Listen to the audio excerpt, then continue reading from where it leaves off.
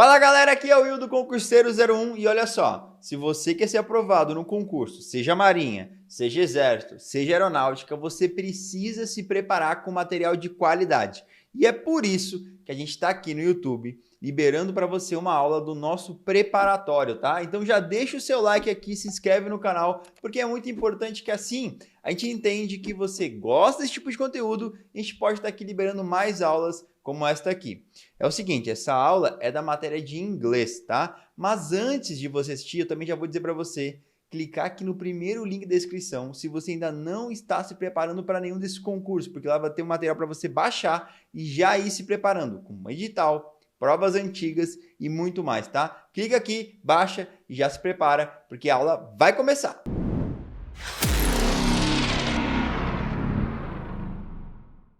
Nós vamos falar sobre o Phrasal Verbs, que é um assunto que causa muita dor de cabeça aí para os alunos mais iniciantes ou para aqueles alunos que tentam traduzir tudo ao pé da letra e aí acabam se deparando com esse tipo de verbo que não tem aí necessariamente uma tradução literal para ser feita. Mas, né, início de conversa, vamos entender o que é um Phrasal Verb. A phrasal verb combines a normal verb with another verb or a preposition to create an entirely new verbal phrase, the phrasal verb. Então, o que ele disse até aqui? Né? Que o verbo frasal, ele combina um verbo normal, desse que nós já aprendemos, com um advérbio ou uma preposição para criar, então, um novo verbo, né? The meaning of a phrasal verb is usually unrelated to the meaning of the word that comprise it. So, think of a phrasal verb as an entirely new and independent word. E aí vem uma coisa muito importante, né? O significado do verbo frasal, ele não tem relação, tá, com o sentido inicial das palavras utilizadas. Então, pense no verbo frasal como uma palavra, né, como uma frase nova que você está aprendendo, tá bem? Então, let's phrasal verbs, in terms of word order, there are two main types of phrasal verbs. Então, aí, para uma questão de organização do texto, né, na leitura, na interpretação dos textos, nós temos os verbos frasais que são separable e inseparable. Então, aqueles que ficam juntos e aqueles que nós podemos separar. Tem regra para isso, teacher? Como é que eu vou saber se eu separo ou se não separo? Não tem regra, tá bem? Eles nascem pela arbitrariedade, pela necessidade da natureza linguística, tá? Então, aí, ó, a gente tem, por exemplo, o verbo call off, que teria o sentido de cancelar, né? Então, Dave called the meeting off.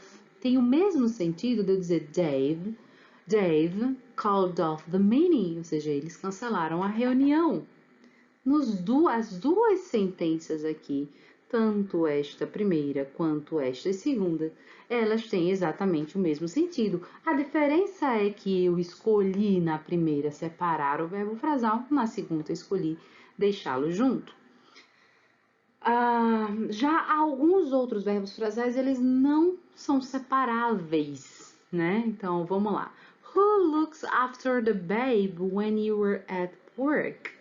Então, quem toma conta, look after, aí, e olha só que loucura, né? Porque look significa olhar, after significa depois. Então, tá vendo aí que não faria muito sentido, né? Quem olha depois o bebê? Não, é quem toma conta do bebê quando você está no trabalho, tá?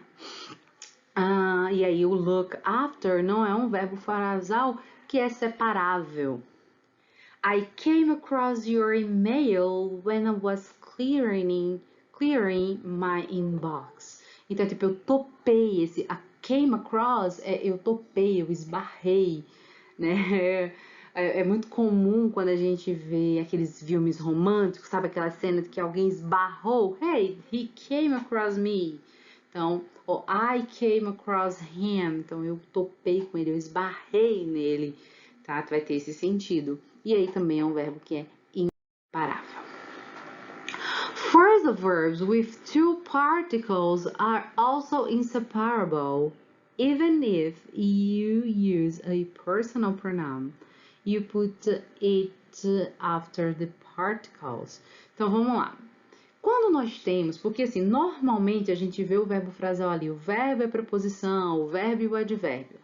Mas muitas vezes, tá? A gente tem verbos frasais com duas partículas. E quando nós temos verbos frasais com duas partículas, eles são sempre inseparáveis, tá? Então, vamos lá. Who came up with the idea? Came up with é quem trouxe, quem fez surgir a ideia, tá? Who came up with? Oh, I came up with a suggestion, but nobody listened to me. Então, eu trouxe uma ideia, mas ninguém me ouviu. Olha o segundo exemplo. I didn't really get on with my stepbrother when I was a teenager. Get on with não faz o menor sentido se a gente tenta traduzir palavra por palavra, mas o get on with quer dizer ter uma boa relação, tá? I didn't really get on with my stepbrother, ou seja, eu não me dava muito bem, eu não tinha uma boa relação com o meu stepbrother. Stepbrother eu acho muito feio, inclusive, é um desabafo da teacher, né? Porque step é tudo aquilo que vem de madrasta, padrasto. Step é aquilo que foi substituído, ó, se a gente traduz ao pé da letra, né? Mas aí seria o meu meio-irmão, né? Seja por parte de mãe ou por parte de pai. É feio, na minha opinião, é uma palavra estranha, mas é assim que funciona, né? English, being English. Inglês sendo inglês, né? Can you hear that noise all the time? I don't know how you put up with it. Então, veja só que aqui eu tenho, olha só, put up with. Put up with significa suportar, tolerar. I don't know how you put up with it, put up with him. Então, veja que se a gente pega palavra por palavra não faz sentido nenhum. Então, o ideal mesmo é entender o verbo frasal como um verbo ou uma expressão frasal que exige ali um entendimento único, tá bem? The concert's on Friday. I'm really looking forward to it. Esse aqui é bem mais comum, né? Looking forward to it, ou seja, olhar para, estou com ansiedade, né, de que chegue, tá? Então, o verbo frasal não é um assunto para que você, concurseiro, estude e tente traduzir. Todos os dias surgem. Eu tenho amigos, né, que são nativos e que às vezes a gente está conversando e eu vejo, olha, você sabe o significado de tal palavra? E os caras não sabem, porque são palavras que surgem no dia a dia conforme a necessidade. Então, o ideal é que você tenha aí no seu caderninho de estudos pequenas anotações, vejam, vão repetindo e tirem da cabeça a ideia de que podem ser traduzidos palavra por palavra, tá bom? Para quem precisa fazer a tradução desses verbos. Para quem não precisa fazer a tradução, pode aí até investir no contexto, no entendimento pelo que está ao redor daquela palavra. E aí você vai ver que, como nenhum texto, nenhuma frase ela é inocente, acaba que você consegue compreender o que está expresso no verbo, tá bom? Então, é isso que eu queria ver com vocês na aula hoje. Se ficou qualquer dúvida, se há algum questionamento, alguma palavra nova, algo que não ficou claro para você, será um prazer te atender. See you next class. Bye, bye!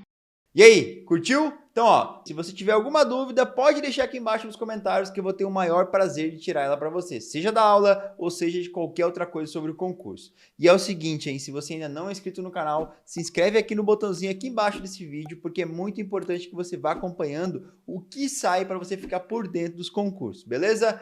Vejo você então no próximo vídeo, valeu e até mais!